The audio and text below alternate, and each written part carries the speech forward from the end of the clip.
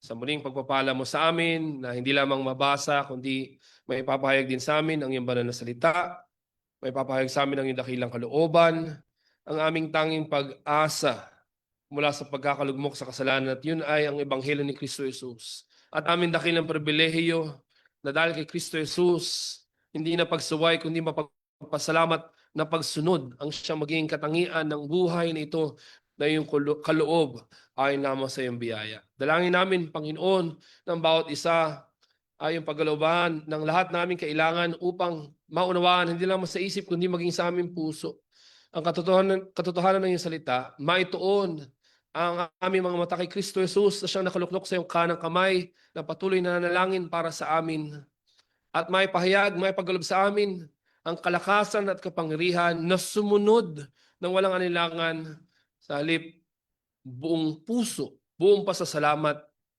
na asamin na ang buhay na ito ay maging buhay ng pagsamba sa iyo, o aming Diyos, na siyang nalugod, na ipagkaloob sa amin ang pribilehiyo na ikay tawagin namin bilang aming Ama, sapagkat kami iyong hinirang at tinawag na maging iyong mga anak. Kaya sa lahat ng ito, Panginoon, ikaw lamang ang maluwalhati. May pahayag ang ebanghelyo ng iyong biyaya sa pamamagitan ni Kristo Jesus.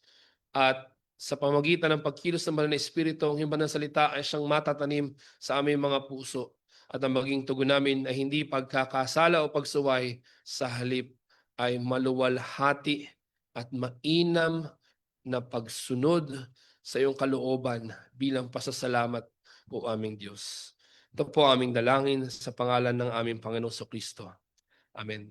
Purihin po ating Panginoon. Bago po ako mag-isay sa lamig,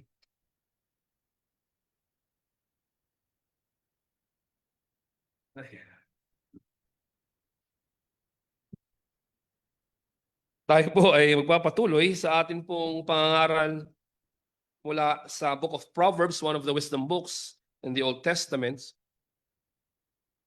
or sa kanyang technical term, ito tawag na Ketuvim. Ang title po nating sermon ngayong hapon ay When Thy Flesh and Thy Body Are Consumed. And I don't think there's any need to explain this crystal clear expression, no? Sa pagdating ng panahon ng iyong buhay ay consumed ng ng kasamaan, ng kasalanan, na paalala sa atin ay hindi ito nagsisimula doon sa ito na yung makikita mo agad. Sa halip, unti-unti, sa pandarayan ni Satanas, sa pamamagitan ng kasalanan, no, ito ay hahantong sa ganitong kalagayan. Yung sinasabing wala nang anumang pamaraan na makapanumbalik. No? Gayunpaman, gano'n man kagrim yung picture na ito, tayo pinagpapala ng Diyos na binibigay sa atin yung antidote, yung measure, yung way kung saan para hindi tayo mabulig sa ganitong kapahamakan, na bagamat ang context dito ay yung warning against adultery. No? Ito ay hindi confined sa adultery lamang, kundi ito ay nakapaloob din dito yung lahat ng kasalanan na labag sa kalooban ng Diyos at talagang hindi para sa ating kabutihan, kundi para sa ating kapahamakan. Kaya nga, ngayong hapon, dalawang bahagi po sa Proverbs chapter 5 verses 7 to 14 ang nawa maibahagi sa atin. Una, sa verses 7 to 8, maliwanag, keep your distance. Keep your distance. And second and last, in verses 9 to 14, keep your dignity. Keep your dignity. Now, before you turn, or before you think that this sermon is a moralistic preaching, it's just about something, it's just about us doing something, being this, being that, keep doing this, keep doing that. Hindi po yun yung intention ng sermon na ito. Dahil lahat ng ito ay walang kabuluhan kung hindi ang ating mga mata ay nakatuon doon sa tunay na source ng wisdom, at yun ay yung the wisdom of God, the very embodiment of God's wisdom, and that is our Lord and Savior Jesus Christ, who has fulfilled all that is needed, that we may have this wisdom as children of God, and who has paid all our infractions and our transgressions of the law by his death, so that we will look at sin not something as pleasing or attractive, but something that is really not beneficial for us, whom God has called to be His children. Gayunpaman, hindi natin pwedeng kaligtaan o walang bahala. Yung malinaw na warning dito. At bilang isa sa mga wisdom books, napaka-plain ng pagkakapahayag ng wisdom na ito. Ito nga, keep your distance and keep your dignity. Now, this being expounding your first point. Keep your distance, verses 7 to 8. Stay away from the path of sin. Stay away from the path of sin. Habang hindi pa ang yung flesh and yung katawan mo ay consumed because of sin and the punishment thereof, keep your distance. Maliwanag sinasabi ng verses 7 to 8. O kayo aking mga anak, makinig kayo sa akin. Huwag malayo sa iyo, sa inyong mga bibig ang mga salitang ito. Now it echoes yung maliwanag na pangusap ng Diyos sa ating mga unang magulang, si Adam and Eve. And of course, as we progress in the history of redemption, in the book of Joshua, di ba, maliwanag sinasabi doon, do not let this book of the law depart from your mouth. Meditate on it day and night. Then you will be prosperous and successful. Now, yung prosperous and successful na yun, hindi yun sa having a business or prosperous or successful academic journey. Yun ay patungkol sa buhay na nasa kalagitnaan ng kalooban ng Diyos. At ano ba yung mga bagay na kinakasangkapan ni Satanas upang ito'y nakawin sa atin? It is not limited to, pero yung pinaka maliwanag na display ng paglaban ni Satanas sa dakilang kalooban ng Diyos para sa ating mga buhay ay yung paglalaan ng mga temptation na ito to cause us to fall specifically to the sin of adultery.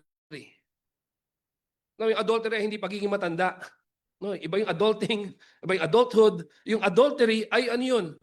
Yun yung paglulugmok sa ating mga sarili sa sexual sin.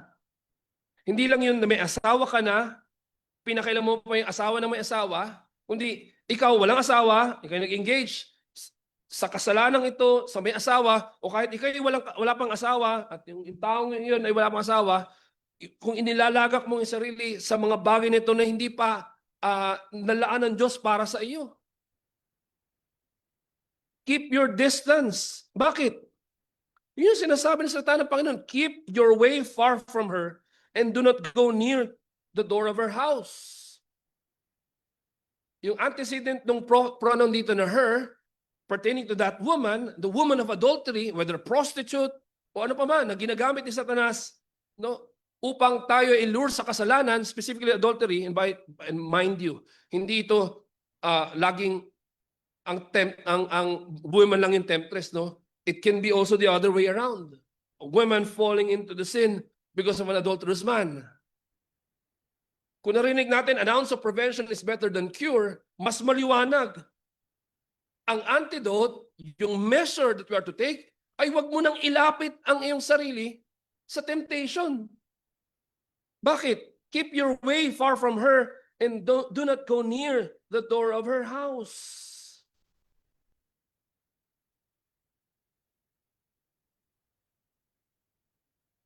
Kaya ngayon dalangin natin na itinuro natin Panginoon Kristo ay ano? Di ba? And lead us not into temptation, but deliver us from evil or from the evil one.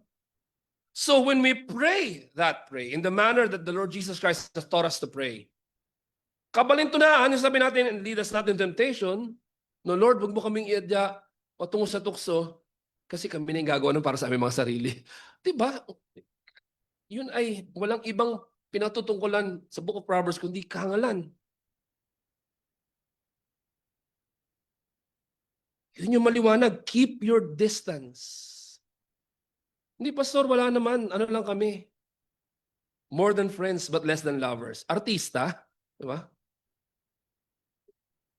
Hindi, wala naman, pastor. Ano lang, talagang caring lang ako. No, don't get me wrong. Dahil sa mga kasalanan ito, pati tuloy yung mga sincere intentions ay nakukulayan tuloy ng kasamaan. And mind you, no, ako mismo, ang marinig nyo, magfo-foster na, wag nawa na dahil ikay lalaki, yun ay babae, namahad lang yung pagpapakita mo ng tunay na pagmamahal bilang kapatid kay Kristo Jesus. Hindi ito ibig sabihin na yung we will all resort to being inside a bubble. No, pag tinanong ka na katabi mo na babae, kapatid, meron kang liturgy. Hindi, wag ka lumapit sa, wag ganon. O kaya nang binabati ka sa church, ay, kumusta? Walikod ka bigla. Hindi yun ang ibig sabihin nito. Wag nawa sanang ma-distort natin ang ma-misuse na hindi na lang makipag-usap. Kaya pag binessage ako, kumusta ka na, hindi na lang ako sasagot. O kaya pag may mga pagsasama, hindi na ako sasama. Kasi sabi, keep your distance. Mali. Ang sinasabi dito ay yung temptation, yung kasalanan. At isa sa pamaraan for you to keep your distance away from sin is be with your brothers and sisters in Christ.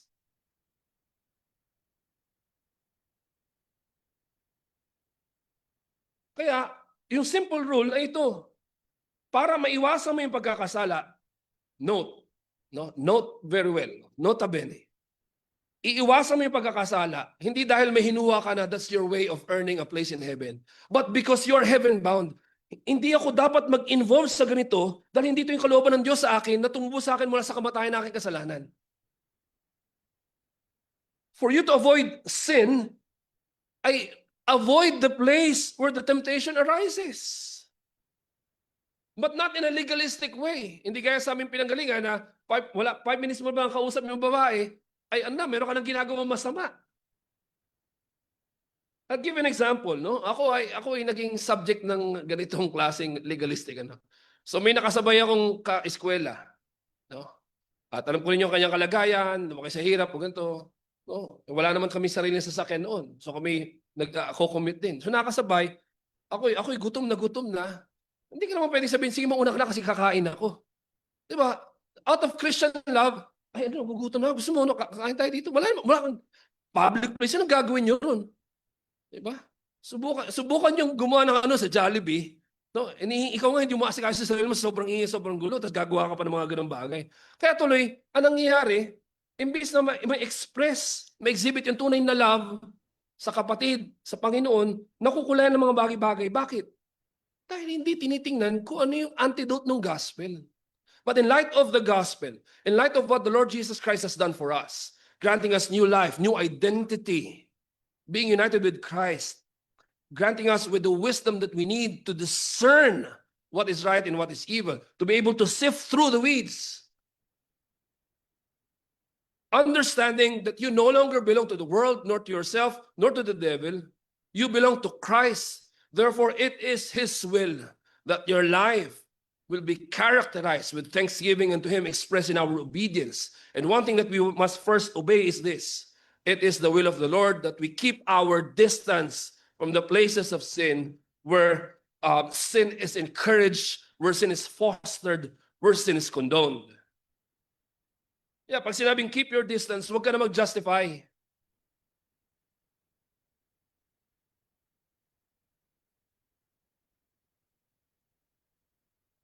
Kung ito na yung ruta, ito na yung path, kung saan nandun yung temptation towards sin, keep your distance.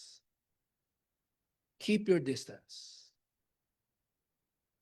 Kaya di ba, nagdadrive ka ng sasakyan, tapos nasa harap mo yung malaking truck na dahil doon gano'n ka na, hindi mo makita saan ka pupunta. Pero makita mo nakagay sa likod, no, distansya amigo. Ibig sabihin, distance, my friend. No?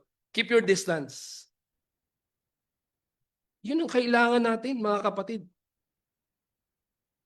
Hindi, pastor, di naman ako nakatingin eh. Pero, papunta ka doon. Mali. Now, don't get me wrong. It's not that we will isolate ourselves. Hindi, Christian na ako. At saka nag-inquire na ako din sa Philip Grace Reformed Church eh.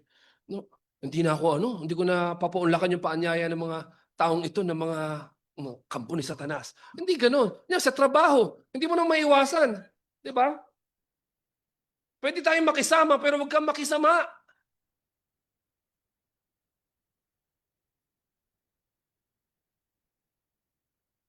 At lalong higit na huwag kang maging promotor ng kasamaan.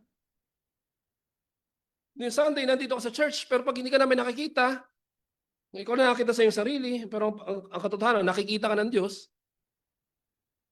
ikaw pa yung promotor ng kalaswaan sa iyong workplace. Ay kabalintunaan yan, kahangalan yan, kapahamakan yan. Kaya ang ganda ng sabi ni Matthew Henry, those that would be kept from harm must keep out of harm's way. Kung ang tunay na nanalangin na lead us not into temptation but deliver us from the evil, from the evil one or from evil, ay hindi ibig sabihin perpekto. Pero yung nagsusumamo sa Diyos, o Panginoon, bigyan mo ako ng wisdom na hindi ako madayo ng Satanas, na makita ko maliwanag ng daan ito patungo sa kapahamakan, huwag akong lalapit doon. Sa halip, talikuran ko yun.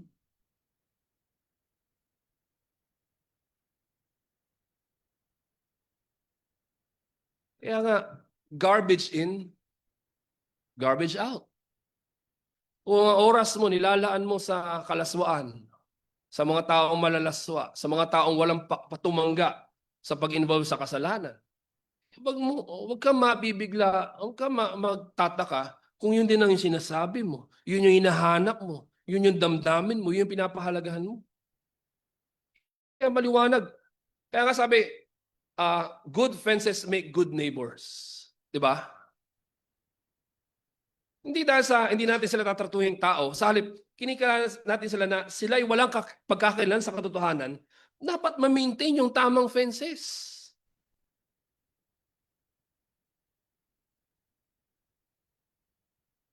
Kasi yun yung pag-exhibit ng wisdom na mula sa Diyos.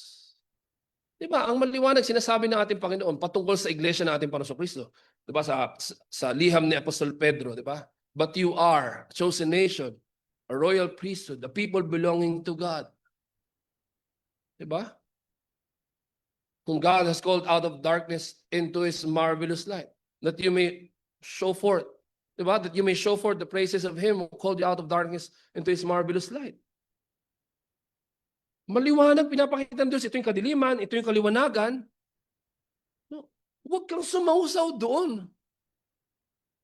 Sa halip, keep your distance. Stay away from the path of sin. And how are we to do that? Not by creating, our self-invented measures, but go to what the Scripture says. Na hindi ka malakas on your own. And the moment that you think that you're strong, you have already fallen into it. But recognize how weak you are left to your own. Run to the throne of God's grace through Jesus Christ and through the gospel of His grace. Remember that you have been given new life, new identity in Christ, and it is no longer right that you will be found mingling or treading your feet upon the path of sin. Keep your distance. Yun ang maliwanag dito, mga kapatid. O sons, listen to me. For you to depart from the path of sin, do not let the word of God depart from your mouth. Magtatanong tayo. Ito, bilang pastor, nabanggit ko na ito sa inyo in the past many times already. So magtatanong, pastor, hindi ko alam kung nangyari, ba't ganito yung, this is how I feel, this is how I think. Ito yung mga nagagawa ko. No, nakikita ko naging pattern sa aking behavior. Bakit ganito? Ang tanong ko agad, do you treasure the word? Do you spend considerable time for the word of God? Or are you being consumed with entertainment from this world? And alam natin, yung entertainment sa mundong ito, no, kung hindi for pride, for sexual gratification.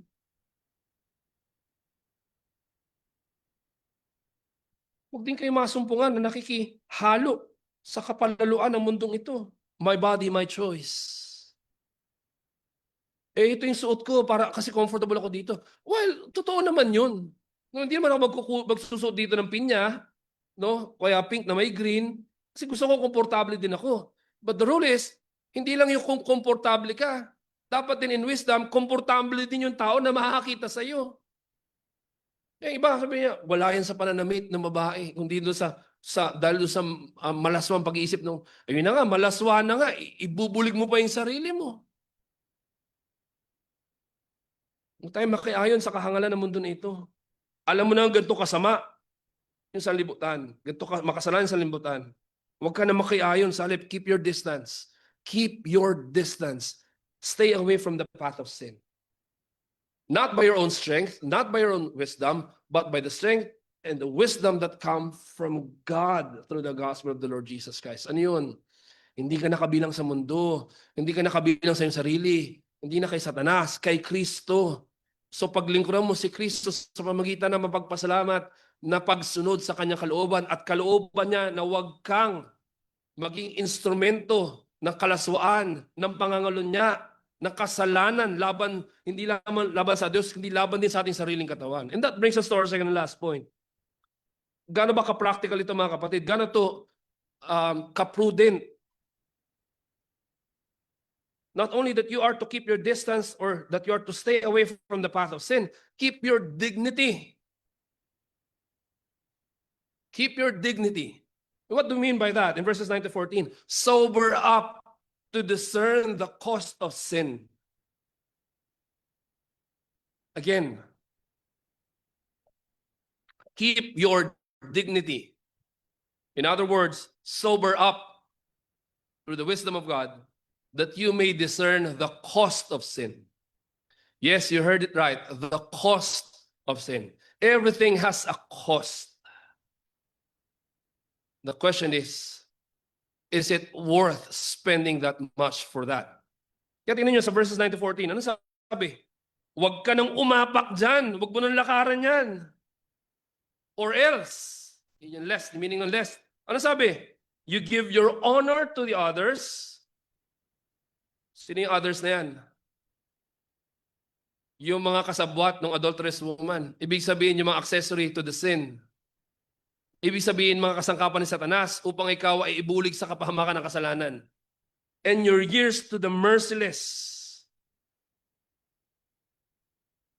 Lest strangers take their fill of your strength and your labors go to the house of a foreigner, and at the end of your life, you groan. Masabi, nasa huli ang pagsisisi. You know, there's half-truth to that. So, and at the end of your life, you groan when your flesh and body are consumed. Kapag huli na ang lahat, and you say, how I hated discipline and my heart despised reproof. I did not listen to the voice of my teachers or incline my ear to my instructors. I am at the brink of utter ruin in the assembled congregation. Ano ibig sabihin yan, mga kapatid? Keep your dignity. Sober up to discern the true cost of sin. Huwag ka maging palalo na maniwala sa kasinungalingan ng Satanas na walang katumbas na kabayaran ng kasalanan. Meron. At ito pa, listen and listen very well, mga kapatid. Adultery and all other acts of sin is expensive. At hindi lang yun. There is nothing honorable with disobeying God's commands. What do you mean by that? Mga kapatid, sa kabila ng pandarayan ng sanlibutan na ito, na go, enjoy mo lang. As long as wala kang tinatapakang tao. Ang hirap naman talaga tapakan yung tao, no? Lalo na pag mas matangkad sa iyo. But of course, we know the essence of what they say. Okay lang yun. As long as in your mind, na para sa kasiyahan mo, sige, bigay mo lang. Only to find out at the end, oo nga, sa iyong estimation, wala kang tinapakang tao, pero hinurakan mo ang Diyos. At may kabayaran yun. Not only on this side of eternity, but also in the eternity that is to come. Tingnan nyo, isa-isahin natin. Isa-isahin natin. Verse 9, it takes away the bloom of your youth. Ano sabi?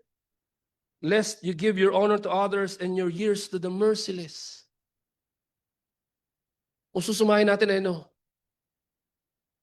Sasayangin mo yung kabataan mo.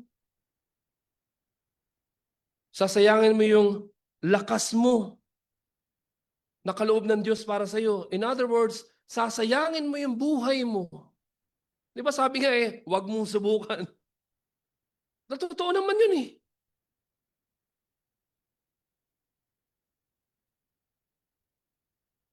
Alam mo, malimit ko binabanggit. No? Ito mga batang ito, bagamat, of course,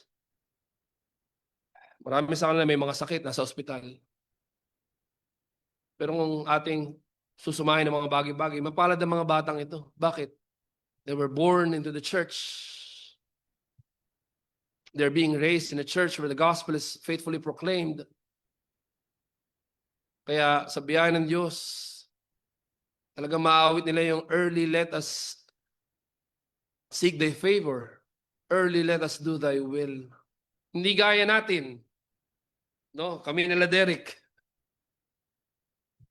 May kami mga tinitingala. Sila Kuya Mario, sila Lolo, sila Elderelli. Masasabi namin, bihira. As we look back, napakaraming pagkakataon ng aming kabataan na sinayang namin. Bakit? Pinagpakasasa namin sa mali. Sa labag sa kalooban ng Diyos. Ano sa tingin niyo nararamdaman namin? Okay lang yun. Hindi. Nandun yung pagsisisi. Bakit? Dahil huli na nga talaga ang lahat. Kaya sinasabi dito, keep your distance from the path of sin. And corollary to that is that you are to keep your dignity. Huwag mo sayangin yung dangal na ipinagalob sa iyo ng Diyos sa pamamagitan ng isinakatuparan ni Kristo Jesus. Ikaw na tumatawag sa Diyos bilang sumasampalataya sa Kanya. Ikaw na ipinagkasundo kay Kristo Jesus, huwag mong sayangin yung karangalan na yun. Huwag mong sayangin yung kabataan, yung kalakasan na kaloob ng Diyos sa iyo. Ipaglingkod mo sa Kanya. At hindi ka makapaglilingkod sa Kanya kung ang pinaglilingkuran mo ay kasalanan at ang sanlibutan na ito. Sabi dito, yuyurakan mo yung karangalan dahil nanakawin ng iba. Pati ang lakas mo, nanakawin. At lahat ng yung pinagkahirapan, hindi mo mapakikinabangan. Verse 10, ano sabi? Lest strangers take their fill of your strength and your labors go to the house of a foreigner. Mga kapatid, no, particularly dinidil dito yung sexual sin. Pakinggan niyo mabuti. Magastos ang kasalanan. Sa mga kuripot, no? Marami sa atin na kuripot sa maraming bagay. But when our eyes begin to drift away from the gospel, hindi natin alintahan yung gastos para sa kasalanan. Diba? Yung iba walang pakialam sa kanilang pamilya, yung kanilang trabaho. Diba? Imbis na ibigay sa pamilya, saan ginagawa? Parang Amerikanong lasing. Gastos dito, gastos saan? Para saan? Sa kasalanan. Tama ba yun? Of course not.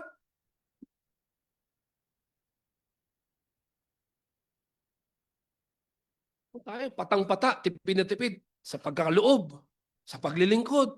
Pero pagdating sa kasalanan, tayo pa ang promotor. Tama ba yun? Hindi. Huwag kayo magkamali.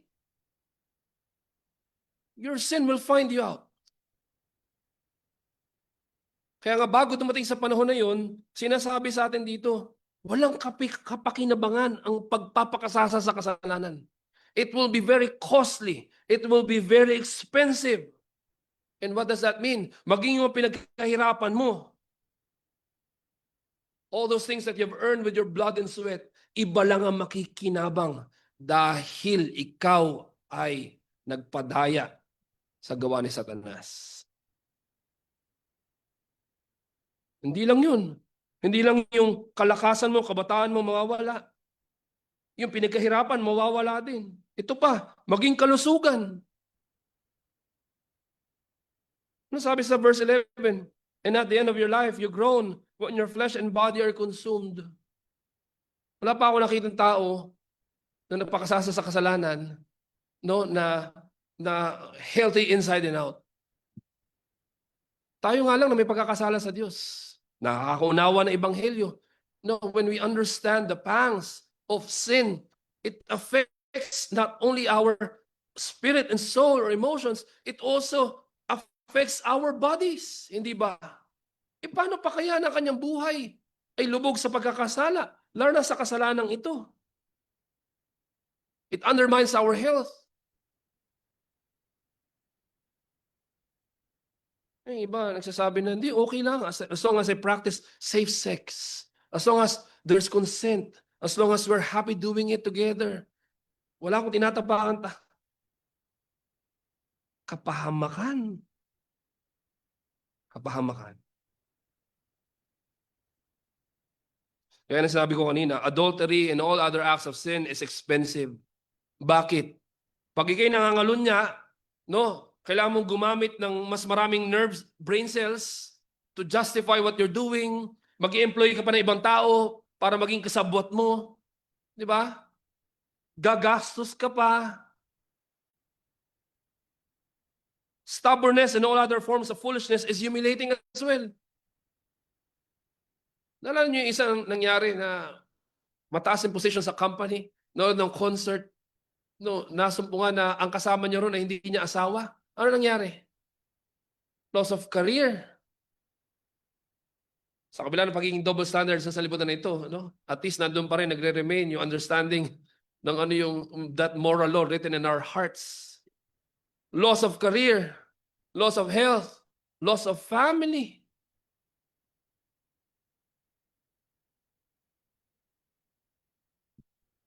If we don't keep our distance from the path of sin, and if we don't keep our dignity, meaning that we don't sober up to discern the true cost of sin, ang kakahantungan natin ay too disgraced or too dishonored. Sin will bankrupt you. Again, sin will bankrupt you, not only in your soul, but also in what you possess with your hands. And it will consume you until you're too destitute.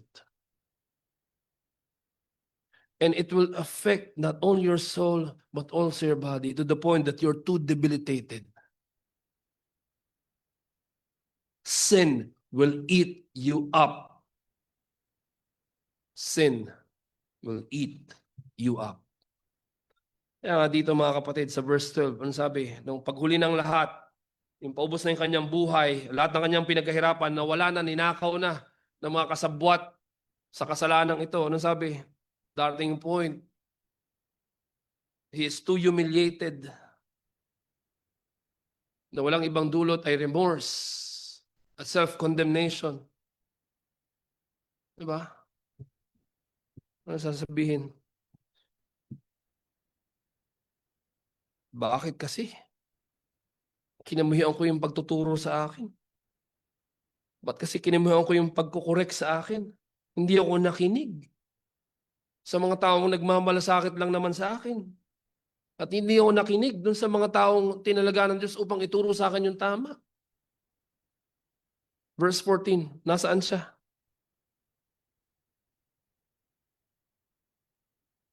Nakabitin at malalaglag sa hukay sa tunay na kapahamakan. Yun yung tunay na cause ng kasalanan, mga kapatid. If you're still entertaining in your mind, in your heart, that sin is nothing but just a mere activity that we may take pleasure with, be sure of this. The cost is insurmountable. Masyadong costly ang kasalanan.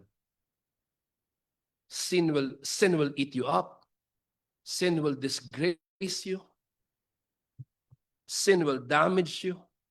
Sin will leave you destitute. Sin will leave you debilitated. And if not for the grace of God, no one who has so sunk himself into the mire of sin would be able to call to God for salvation. But thanks be to God.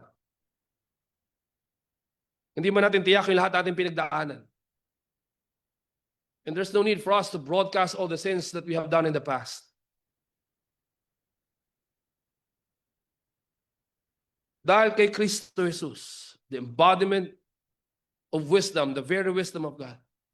Kahit ito yung ating pinanggalingan in the past, that we have sown ourselves into too much disgrace, into too much dishonor, into too much spiritual bankruptcy because of sin. Merong tunay na kapatawaran. Merong tunay na paghango mula sa kamatayan, sa kadiliman, sa pamamagitan ng Ebanghelyo ni Kristo Jesus. Sa pamamagitan ni Kristo Jesus, maliwanag ang pangako ng Diyos. Come, let us reason together. Though your sins are like scarlet, they shall be white as snow. Through the Lord Jesus Christ, the promise of God remains the same. I will remember your sins no more. Through the Lord Jesus Christ, the promise rings true even now. Go and sin no more. So anong yung pipiliin? Yung pandaraya ng Satanas at ng sanlibutan o yung pagpapalaya ni Kristo Jesus sa pamamagitan ng kanyang ebanghelyo? Huwag kang madaya na isipin, hindi, marami pa akong panahon. Malakas pa ako eh. Marami pa akong pera eh. Marami pa akong kaibigan. Nandiyan pa naman yung mga magulang ko eh. Nandiyan pa naman yung mga kapatid ko eh. Nakaka-attend pa naman ako sa church eh. Namamanage ko naman. Huwag mo hintayin. Huwag mo hintayin. Na dumating yung punto na sasabihin mo, oh, bakit ko ba dinispise yung pagpapangaral sa akin? Yung pagtutuwid sa akin? O bakit ko ba tinake yung grace ng Diyos in vain? Habang wala pa tayo doon, huwag nating asamin na mapunta ron. Habang wala pa ron. Habang bawat linggo naririnig natin yung pagtawag ng Panginoon sa atin. Come back to Him in repentance. And be consumed with the very wisdom of God instead of our sin. Mapaunawa sa atin nawa sa biyaya ng Diyos na only in Jesus Christ. Only in Jesus Christ. Hindi sa kasalanan. Gaya ng pinapresent ng adultery. Hindi kasi nandun yung thrill eh. Nandun yung excitement. Bago sabihin to, alam niyo ba kung bakit merong nahuhulog sa kasalanan tulad ng adultery? Lalo na yung matatanda na, may mga asawa at anak na, may mga anak na yung kanilang mga anak. Hindi yung ano eh, hindi naman yung kaakit-akit po eh. Pero ito yung lure. The feeling of once again being liked. The feeling of once again having someone being attracted to you. Nandun yung lure ni Satanas. Kaya imagine all sorts of things. Hindi, talagang deserve ko ito. Punta ka sa salamin kung talagang deserve mo. Di ba? Pagising mo sa umaga, tingin mo na, nandun yung correction ng Diyos eh. Nandun yung deterrent eh. Gising ka sa umaga, wala pang gargle, toothbrush, walang any rinsing ng face. Pumunta ka sa salamin. Imagine mo. Dinadaya ako ni Satanas. Pero pag tingin mo sa salamin, nakita mo, wala namang, ano meron dito? Hindi totoo yung sinasabi ni Satanas. Ang totoo yung sinasabi ng Diyos. Sa lahat ng kapangitan ko, sa lahat ng kapintasan ko, no? Ipinagkaloob ng Diyos si Kristo Jesus. Not to accept me where I am, or that I may continue doing what I want to do, but for me to be rescued, from the darkness of sin, that I may be conformed to the image of my Savior and Lord, Jesus Christ. Eh, tatanungin mo, bakit ganun? Pastor,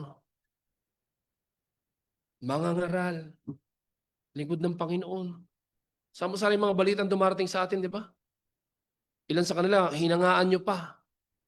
No, tinitingala natin noon. Kasi yung temptation, yung lure, ay dun sa thrill or yung feeling na, uy, attractive pa rin pala ako. Madali lang na antidote. Tumingin ka sa salamin, gaya na sinabi ko. Wala. Ito yung maganda. Ito yung antidote, mga kapatid. Ito yung tunay. Yung thrill, yung fulfillment, yung excitement, yung pleasure na nararamdaman natin sa kasalanan. Ang pangharap doon na ito. Only in Jesus Christ that you will get to fully enjoy your youth, your strength, your possessions, your body, your honor, your life. Kung ikaw na may asawa na, no? At ikaw ay practical sa buhay, itong isipin mo, magastos ang kasalanan. Bakit magastos? You're taking in vain God's grace. Minsan nagtataka ako sa balita, makita mo, 3 asawa. Yung sarili mong asawa at saka yung anak mo, hindi mo nga matugunan yung pangailangan. Di ba? Nakukuha pa.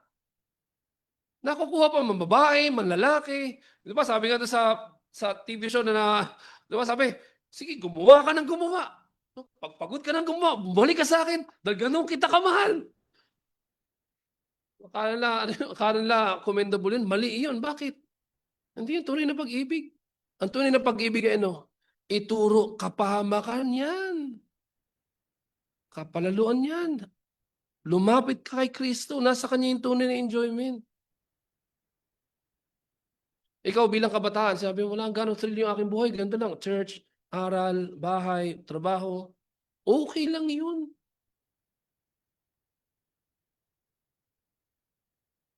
Huwag mong i-underestimate o i-undervalue yung kabataan. Habang ikay bata, ipagkaloob mo ang oras mo at kalakasan mo sa paglilingkod sa Diyos, kay Kristo Jesus na siya naghihirap at nagdusa para sa iyo. Nang sa gayon, pagtanda mo, wala ka namang pagsisisi na sinayang ko yung oras ko nito. Hindi, binigay ko lahat. Hindi perfectly. Pero masasabi mo sa iyong puso, simula nang pinaunawa sa iyo ng Diyos ang kanyang ebanghelyo, kayo nasumpungan sa paglilingkod sa Kanya, sa mapagpasalamat na paglilingkod. Huwag mong sayangin ang iyong kabataan. Huwag mong sayangin ang iyong kalakasan. Huwag mong sayangin ang iyong kayamanan. Huwag mong sayangin. Sa halip, buong pasasalamat, maging kasangkapan yan sa paglilingkod sa Diyos. Hindi sa paglilingkod kay Satanas, sa salibutan ito, sa kasalanan, kundi paglilingkod sa Diyos. Huwag mong sayangin ang iyong buhay. Ako lagi ko iniisip ito. Ako'y mag-aanim na taon ng pastor sa Field of Grace. Ano ang yung mukha na ipapakita sa akin pag ako'y one time makita nyo na ako'y pala may babae o ako'y may, I'm committing myself into adulterous relationship.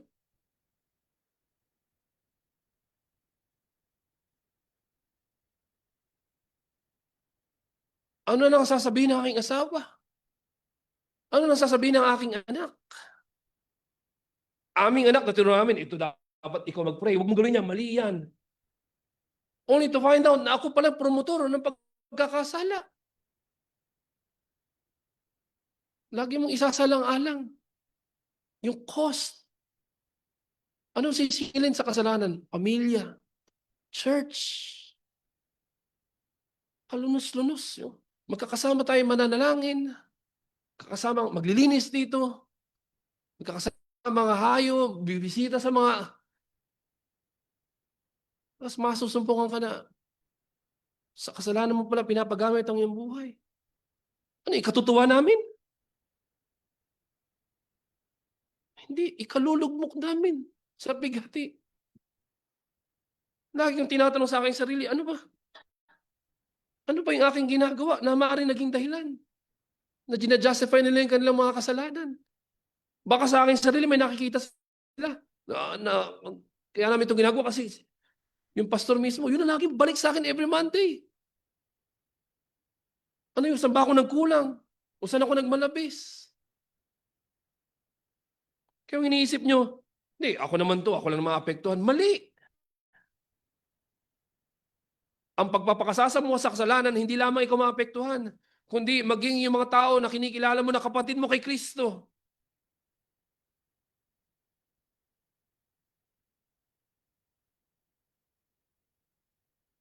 Kapintasan sa ngalan ni Kristo Jesus. Kapintasan sa iglesia ng ating Panginoong Kristo. Kapintasan doon sa ebanghelyo na sinasabi natin na tinanggap natin mula sa Diyos. Kaya mga kapatid, huwag mong hintayin that when thy flesh and thy body are consumed, ngayon pa lamang, today if you hear His voice, do not harden your hearts. Do not take God's grace in vain. Keep your distance. Stay away from the path of sin. Keep your dignity. Sober up to discern the true cost of sin. And this do not with your own strength, nor with your own wisdom, but run to the throne of grace. Remember what Jesus Christ has done for you, so that in your hearts, or your hearts would be stirred up to respond to God with thankful obedience unto Him. Kaya ganoon na lamang yung pangungusap ni Apostol Pablo sa atin. Huwag niyo nang hayaan na mga bahagi na yung katawan na noon ay ginamit sa kasalanan. Huwag na kayong magpakasasa roon, sa halip ay having the members of your body being used in the past for wickedness. Kilalanin mo ngayon, ito'y para na sa kaluwalhatian at karangalan ng Diyos na nagbuhos ng biyaya para sa atin. Come to the Lord Jesus Christ. Remember what He has done for you. He bled to death on the cross for you to have new life in Christ, to be assured for that salvation that He has secured and what He has accomplished on the cross. Don't waste your time. Don't waste your life. Don't waste your resources. Don't waste your health. Instead, be found in the grace of God, that in every part of your life, your time, your resources, your wisdom, your strength, your youth, or whatever that you have received from God, be devoted to God and have all those things as instruments of God for His righteousness and for the furtherance of the gospel of our Lord and Savior, Jesus Christ.